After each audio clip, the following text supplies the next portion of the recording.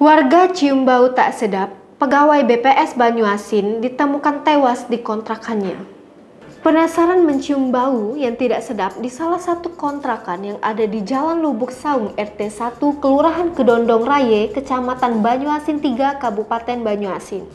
Warga sekitar memberitahu pemilik kontrakan agar mengecek. Dari laporan tersebut, pemilik kontrakan memutuskan untuk mengecek kontrakan yang dihuni Hifniati. Saat dicek, ternyata terlihat Ifniati sudah ditemukan dalam kondisi meninggal.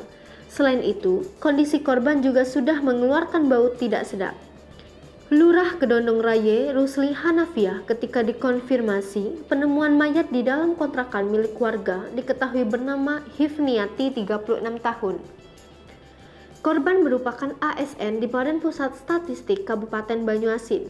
Hal tersebut langsung dilaporkan ke pihak kepolisian.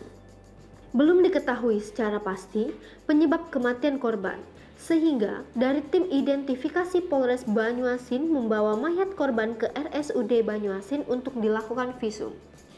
Kasat Reskrim Polres Banyuasin, MI Kang Ade Putra, membenarkan adanya penemuan mayat perempuan yang sudah membusuk di dalam rumah kontrakan. Dari laporan warga, pihaknya langsung mendatangi lokasi untuk melakukan olah tempat kejadian perkara. Dari hasil identifikasi yang dilakukan di lokasi kejadian, korban diduga telah meninggal sekitar 3-4 hari.